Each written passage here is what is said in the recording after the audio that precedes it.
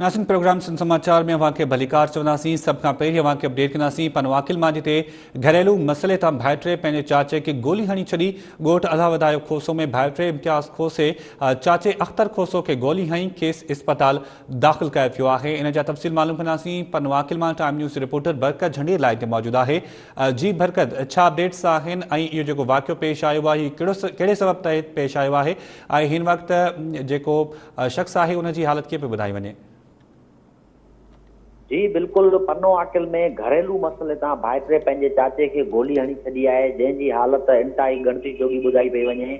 City थाणे जी हद में ॻोठ अलावदायो खोसो में भाइटे इम्तियाज़ खोसे पंहिंजे चाचे खे घरेलू मसइले तां गोली हणी, जंहिंखां पोइ अख्तर खोसो खे पन्ने आकिल जी ताल के इस्पताल पहुचायो वियो, जिते उनखे तबई इमदाद ॾियण खां पोइ सखर जी निजी इस्पताल मुंतक़िल कयो वियो आहे।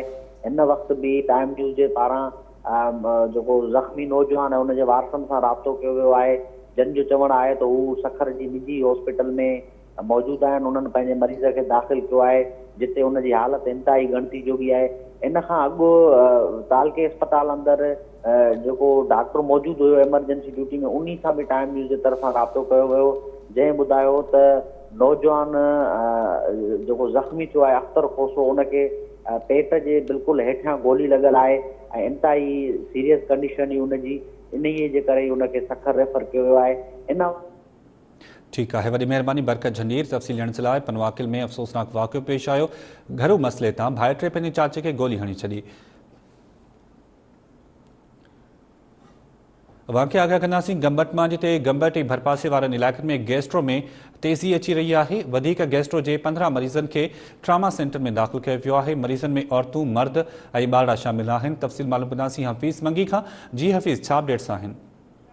जी, गंबट ऐं आसपास जे इलाइक़नि में सख़्त गर्मी सबबि गैस्ट्रो जेका आहे उहा तेज़ी अची वई आहे। अॼु वधीक गैस्ट्रो जे 15 मरीज़नि खे गंबट किम्स अस्पताल जे ट्रामा सेंटर में दाख़िल कयो वियो आहे, जिते खेनि इलाज ॾिनो वियो आहे। जॾहिं त गैस्ट्रो मरीज़नि में औरतूं, मर्द ऐं ॿार जेके आहिनि उहे शामिल आहिनि।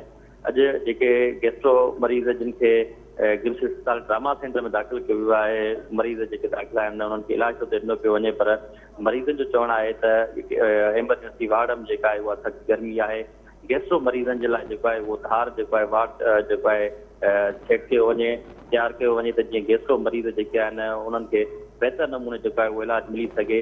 ट्रामा सेंटर में जेके मजमूई तौर ते ज़ख़्मी अचनि पिया या हादसनि जा माण्हू जेके अचनि पिया उहे बि उते दाख़िल थियनि पिया ऐं गैस्ट्रो जे मरीज़नि खे बि उते दाख़िल कयो वञे पियो। उन जे करे जीअं ठीकु आहे, वॾी महिरबानी हफ़ीज़ मंगी तफ़सील ॾियण जे लाइ। गंबट ऐं भरपासे वारनि इलाइक़नि में गैस्ट्रो में तेज़ी सां वाध अची रही आहे। ओॾा घोसपुर वेझो ॻोठ ख़ान मोहम्मद बहलकाड़ी मां अगवा थी वियल मुग़वी वापसि न मोटिया। पुलिस खे बाज़ियाब करण में नाकाम थी वई आहे।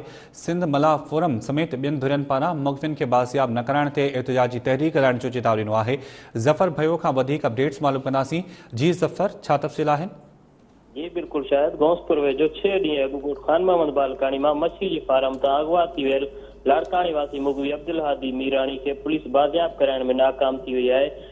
मां ॿुधाईंदो हलां, सिंध मला फोरम तरफ़ां मुग़विन जी बाज़ियाबी लाइ अॼु कठ घुरायो वियो, जंहिंमें सिंध मला फोरम तरफ़ां समेत सियासी समाजी धुरनि, एसटीपी जे JUI ऐं जमायत इस्लामी जे अॻुवाननि नसीर ख़ान मीराणी, बशीर मीराणी, ताज मोहम्मद जाफ़री, गुलाम रसूल मीराणी, सुंदर बालाणी, माशूक भयो, सैयद हुसैन शाह ऐं असदुल्ला भयो समेत शहरीन वॾे अंग में शिरकत कई।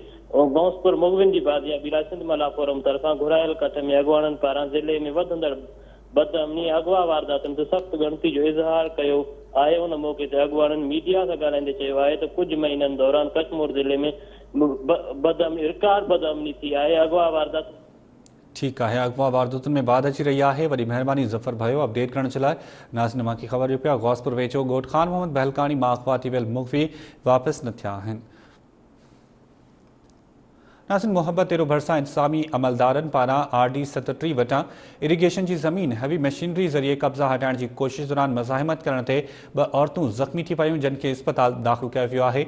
वहीद मेमण खां वधीक तफ़सील मालूम कंदासीं। जी वहीद, छा अपडेट्स आहिनि?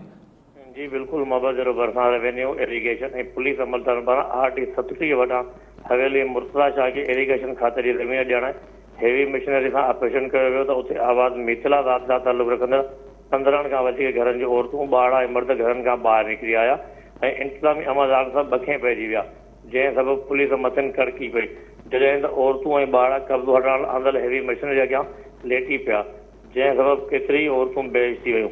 अहिड़ी सूरत हाल खां पोइ इंतज़ामी अमलदार ऐं पुलिस पोइ ते हटणु शुरू कयो।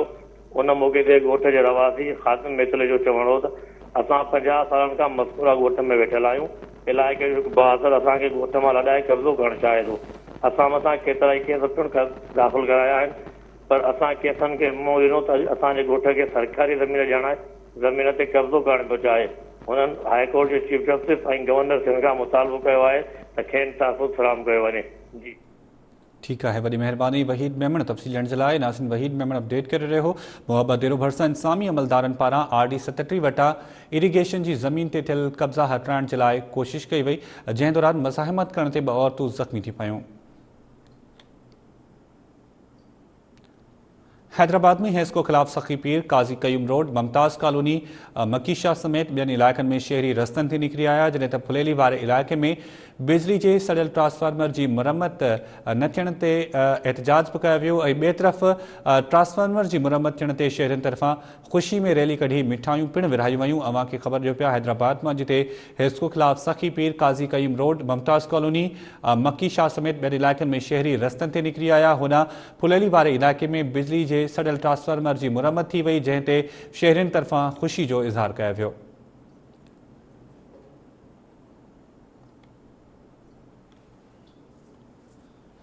नाज़रीन, प्रोग्राम सिंध समाचार में फिलहाल एतिरो ही। अवां ॾिसंदा रहो टाइम न्यूज़।